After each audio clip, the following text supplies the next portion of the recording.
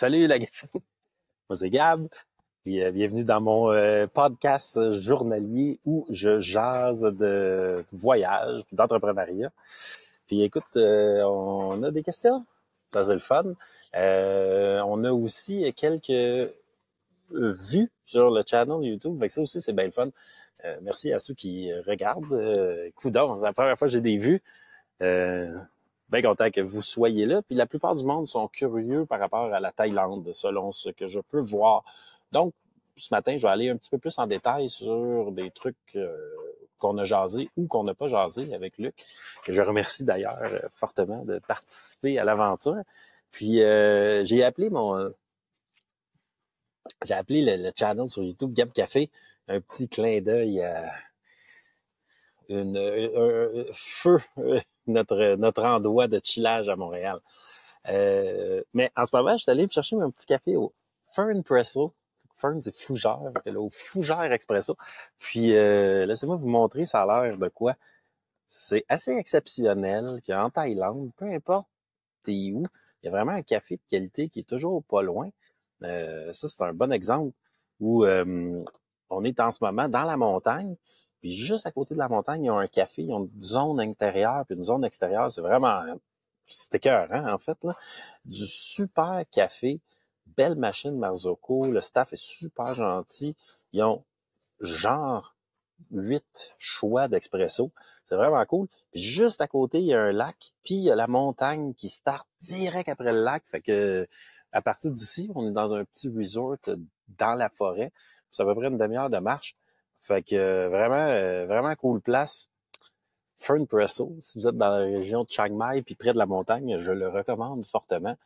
Puis d'ailleurs, la scène de café, de coffee scene en anglais, là, ça c'est une traduction plutôt bancale. Mais les cafés Third Wave à Chiang Mai, c'est incroyable. Il y a du bon café, le monde savent les faire, il y a des bonnes machines, tout le monde est bien formé sur comment les faire. Mais souvent, c'est la même famille qui possède la ferme. Fait que tu peux jaser à la gang qui font le café, puis après, ils te le servent. En tout cas, je suis vraiment satisfait. Donc, voilà pour ça. Puis, ben là, j'ai des questions un matin, je crois. Est-ce que je me trompe de penser que j'ai des questions? Je me trompe pas de penser que j'ai des questions. Fait que je passe aux questions directement. Attends, combien de temps faut-il pour voyager du Canada en France à Thaïlande? Combien de temps ça prend pour voyager du Canada ou de la France en Thaïlande? Donc, réponse en deux temps. On va partir du Canada. Figurez 24 heures. Parce que réellement, avant, ça pouvait prendre un petit peu moins, peut-être 20 heures, 21 heures, dans le temps qu'il y avait un vol Montréal-Shanghai qui passait directement par-dessus le pôle Nord et descendait par la Russie, puis il se rendait en Chine, puis ensuite, il restait un 4 heures à faire. Donc, c'était un 12-13 heures pour se rendre à Shanghai, puis après, il restait un 4 heures, plus un 3-4 heures à l'aéroport, qui est bien dur à éviter. C'était 20 heures. Dorénavant, le vol n'existe plus. Je crois, j'ai demandé au staff dans le dernier vol, puis il n'existe plus, je crois, à cause de la guerre en Ukraine. Les vols ne passent plus par-dessus la Russie ou le moins possible. Donc, c'est plus possible. Fait que, la dernière fois, on a passé par Paris. Donc, je vais répondre à ceux qui veulent savoir ça prend combien de temps. La dernière fois, on est passé par Paris. On a attendu 8 heures à l'aéroport. Puis ensuite, Paris-Bangkok, c'était 13 heures de vol. Donc, Paris-Bangkok, 13 heures de vol. Définitivement plus le fun de venir à Bangkok de Paris que de Montréal. Autre question. Pourquoi devrais-je envisager de vivre en Thaïlande? Il y a plusieurs raisons, soyons honnêtes.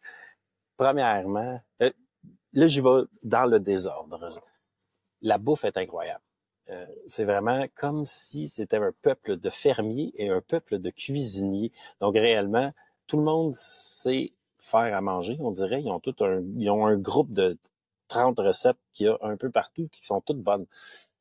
Puis aussi, la qualité des produits est incroyable.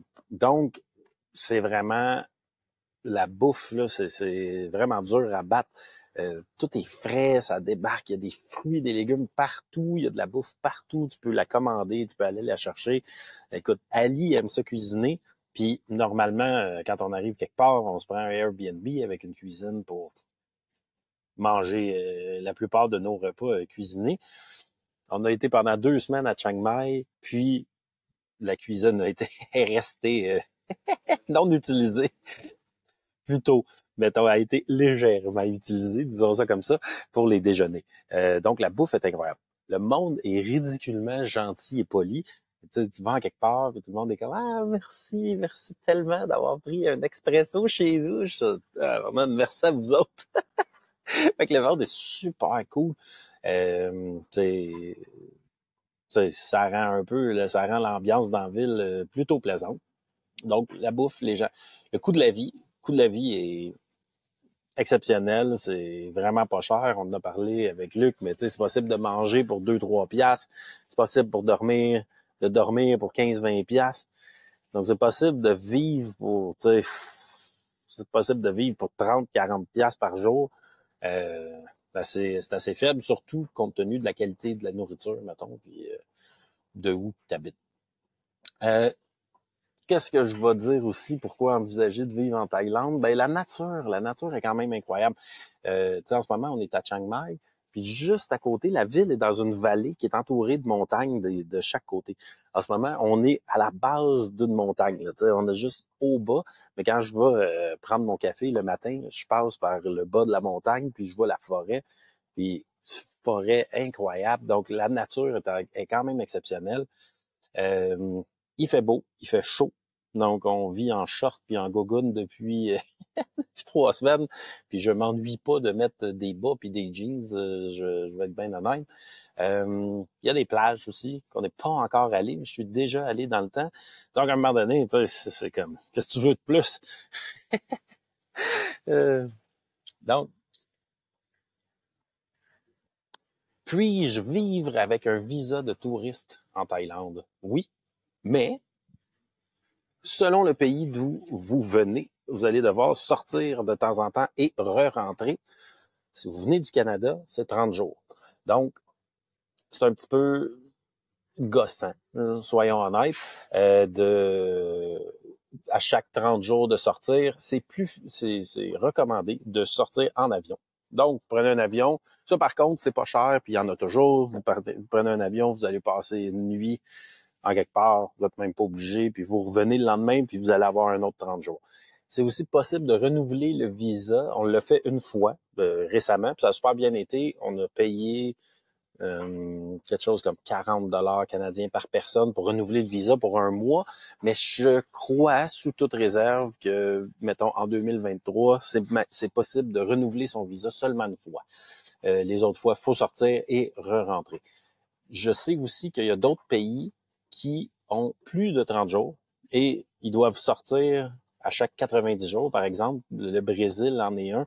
On a rencontré une Brésilienne, puis elle avait un visa de 90 jours. Fait que c'est possible que les Européens aient 90 jours, mais il va falloir que vous vous renseigniez. Mais sachez que c'est possible de faire ce qu'ils appelle un visa run. Puis c'est à chaque 30 jours, sortir du pays, aller passer une nuit à Phnom Penh, puis revenir, puis vous allez avoir votre visa touristique et vous allez pouvoir faire ça pas mal à l'infini.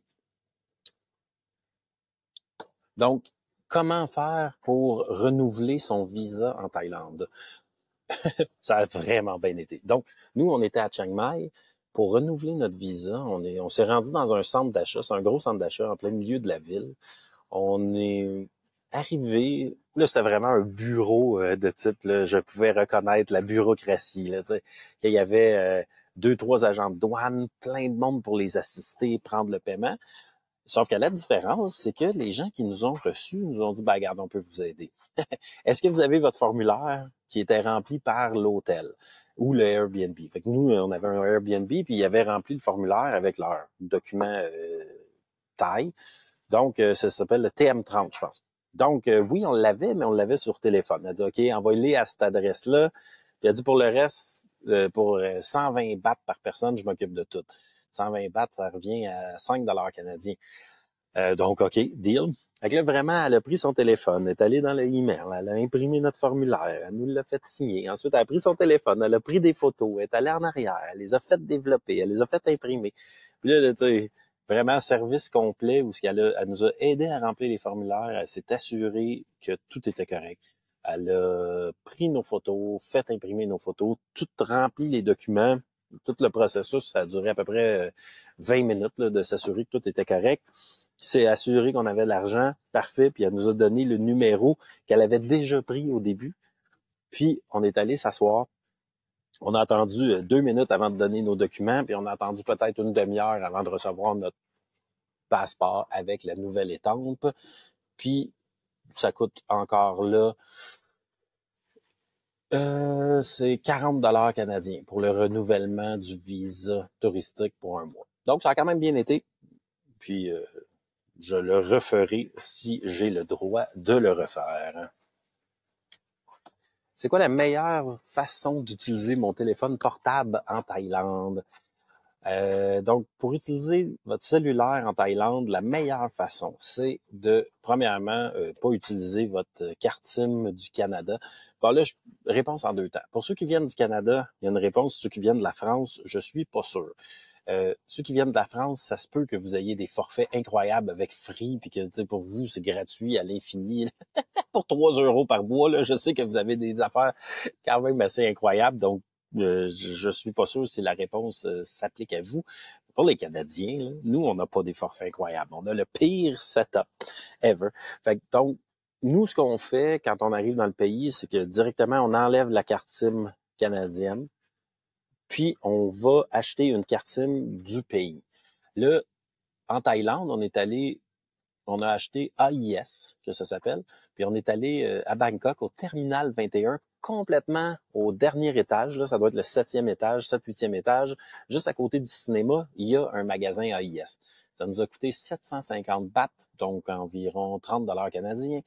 Puis ça comprenait une carte SIM, puis un mois de pratiquement illimité. Là. Je pense que c'était 30-40 gigs de quoi d'incroyable. C'est la meilleure manière. Donc, ça nous a coûté 30$ pour le mois. Ensuite, on avait notre carte SIM. Là, notre mois, il a fini il y a quelques jours. Ali a pu remettre de l'argent sur la carte SIM. Puis je pense que ça nous a donné 100 gigs. C'est incroyable.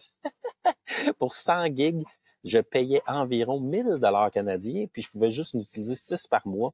Puis ça me coûtait, tu sais, genre, fait que j'ai plus de gigs sur mon téléphone pour un mois en Thaïlande que j'avais pour un an. Donc, c'est la meilleure manière d'utiliser votre téléphone portable. C'est ce que je conseille personnellement.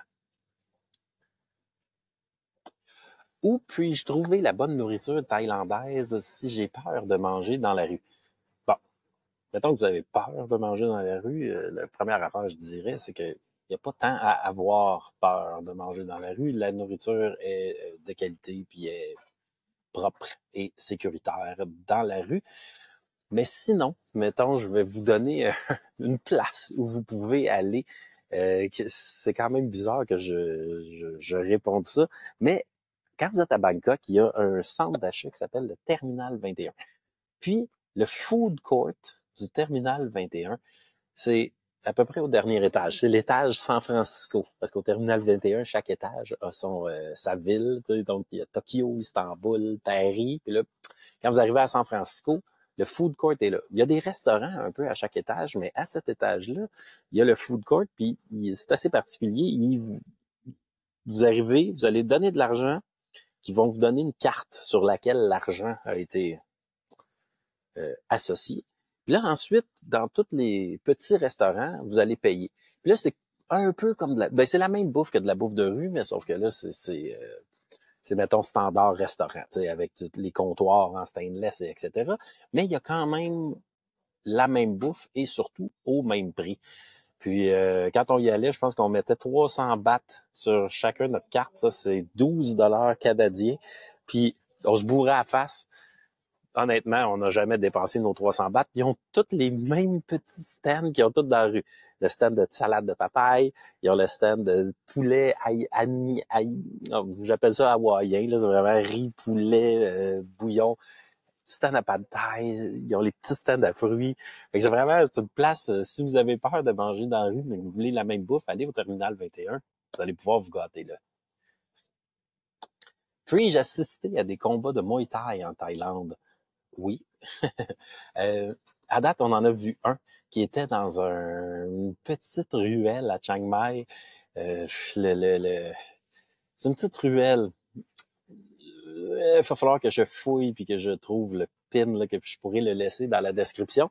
Puis c'était un petit ring. On était peut-être 200 ou 150-200 spectateurs autour. Puis il y avait 6 combats.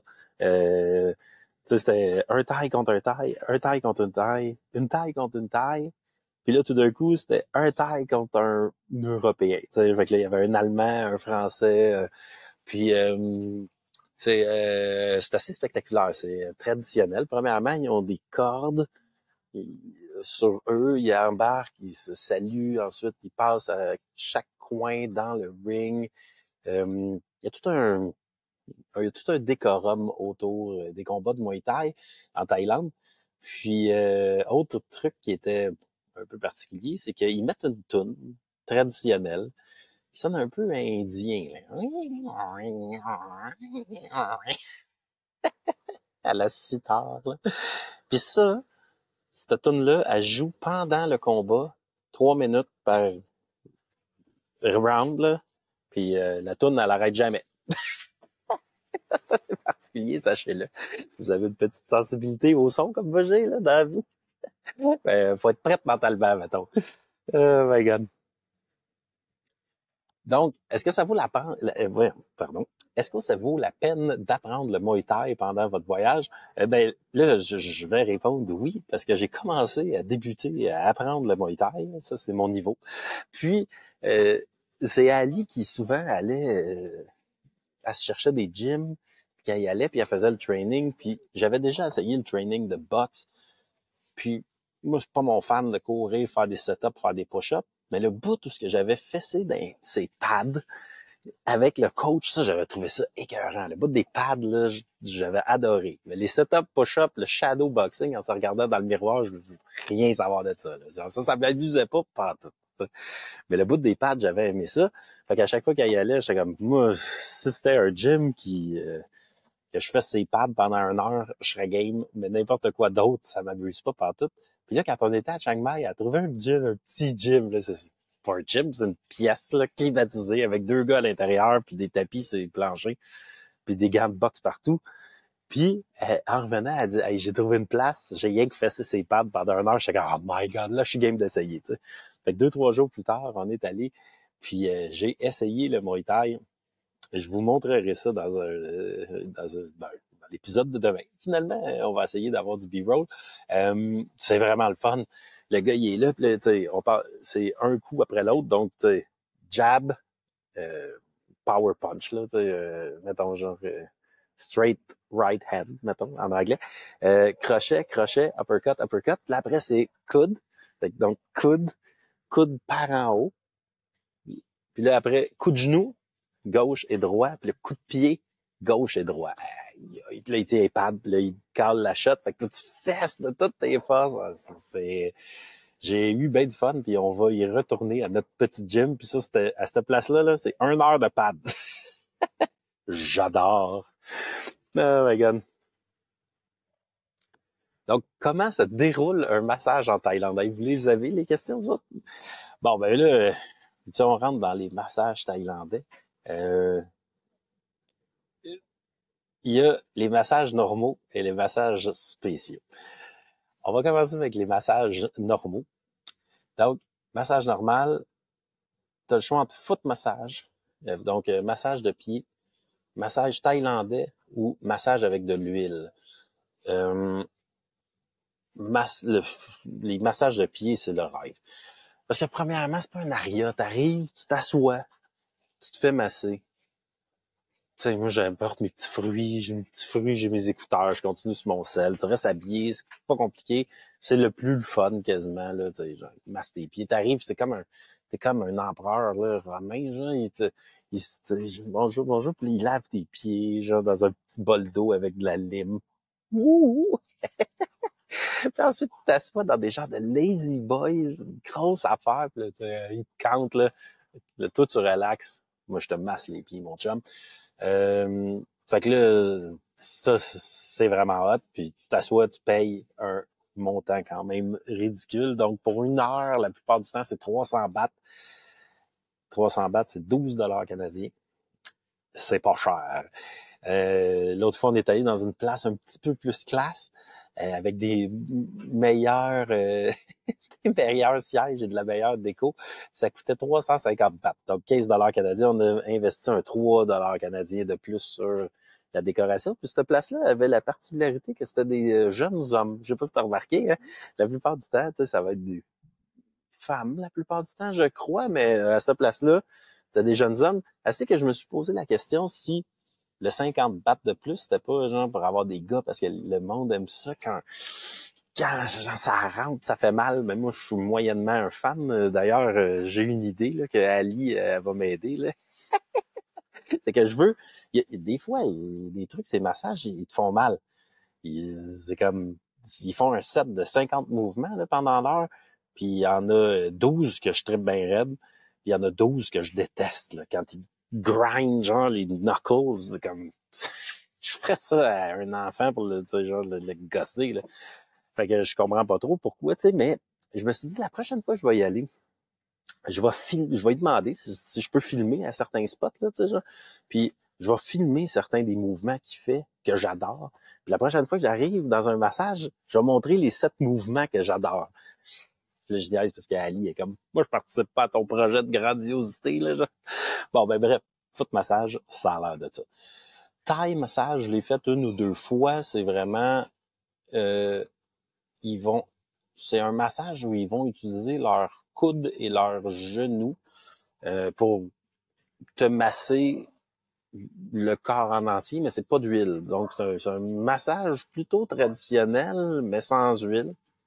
Fait que tu vas soit garder tes vêtements ou ils vont te donner un genre de kimono que quand ils m'ont donné, je rentrais pas dedans. Genre à chaque fois qu'on est au foot massage puis qu'ils me mettent des petits slippers, j'ai même pas 3 orteils qui rentrent dedans. Ah my god. Fait que le petit kimono, je rentrais pas dedans. Finalement, je finis par rentrer dedans de justesse. Puis j'ai eu un massage, puis c'était cool, tu sais, surtout genre pour le bas du dos, etc. Tu sais, toutes des places qui se rendent pas pour un massage de pied. Puis oil massage, c'est celui qu'on connaît, le massage plus traditionnel scandinave, où t'es couché, mais à place d'être sur une table de massage qui est surélevée où la personne est debout, c'est vraiment comme souvent des tatamis à terre. Fait que t'es sur un matelas à terre, puis eux passent autour de toi, tu sais, puis eux sont à genoux. Euh, Probablement un peu moins confortable pour les massothérapeutes. Puis, les oil massages, c'est le massage qui est comme le code pour avoir un massage spécial, je crois. Ça va jamais être marqué genre massage avec happy ending. C'est le oil massage qui est comme ici on a des oil massages, mais je dois vous dire que c'est assez caché, puis c'est assez spécial, puis ça va être dans une rue en particulier, puis ça va être comme vous saurez jamais là c'est où, vous saurez jamais comment, c'est trop bizarre et weird à trouver. Donc ça va faire partie de vos découvertes pour le trouver. OK. Est-ce que la Thaïlande, c'est un bon endroit pour voyager seul? Oui, définitivement. Parce que j'ai oublié de le mentionner tantôt, là, pourquoi ce qui faisait de la Thaïlande une bonne place, mais la sécurité, c'est incroyable. Il n'y a jamais rien qui se passe, il n'y a pas de danger, il n'y a pas de danger pour les objets, il n'y a pas de danger pour se faire voler, il n'y a pas vraiment de violence. C'est une des seules places où c'est parfait pour voyager pour une femme seule. Parce que soyons honnêtes, un gars seul, le danger est plus faible qu'une femme seule. T'sais, la plupart du temps, c'est même beaucoup plus dangereux. Puis ici, dans les blogs de voyage pour genre les femmes seules, ça sort toujours que la Thaïlande, c'est vraiment gagnant. Puis pour avoir passé beaucoup de temps, par exemple, au Mexique et en Thaïlande, mettons dans les dernières années, je dois dire que c'est vrai. C'est vrai qu'ici, c'est super sécuritaire. Donc, pour ça, définitivement. Sinon, mettons, genre, les autres paramètres, je suppose, si on voyage seul, c'est de rencontrer d'autres gens. Puis, ben, c'est un pays touristique. Donc, vous allez pouvoir rencontrer du monde, vous allez pouvoir rencontrer d'autres touristes. Ça, c'est facile. Vous allez en voir. Il y en a au café, il y en a dans votre auberge de jeunesse. Il y en a partout. On s'enfarge des touristes. Si vous voulez vous faire des amis de la place, là, c'est plus difficile. Soit ils vont parler anglais, mais c'est pas tous. Puis, des fois, c'est un niveau d'anglais qui est difficile de, mettons, avoir une conversation qui peut créer une connexion, mettons, d'amitié. Euh, Sinon, il faut apprendre un peu de taille. Puis là, encore là, ça va être difficile parce que, c'est bon, pour la même raison. Mais je dois dire que plus les jeunes, c'est un peu comme au Québec, les grands-parents, ça parlait pas anglais. Les parents, mettons, de mon âge, là, nos parents, un sur deux parle anglais. Puis le monde de notre âge, c'est quasiment 100% sont bilingues, mettons 90% sont bilingues, puis les plus jeunes, 100% sont bilingues. Puis c'est en train de se passer en Thaïlande. Donc plus les gens sont jeunes, plus ils vont être bilingues et plus vous allez pouvoir vous faire des amis. Est-ce que la Thaïlande, c'est un bon endroit pour dater? Euh, c'est une question, ça, Fred? Ben, oui, soyons honnêtes. Oui, je suis venu plusieurs fois en Thaïlande, puis c'est la première fois que je viens avec une blonde. Les autres fois, j'arrivais pas de blonde, mais c'est pas tellement long que je me trouvais une blonde. Il y a quand même, mettons, j'étais à Bangkok, c'est une ville de 12 millions de personnes. Il y a une bonne masse de monde célibataire quand même.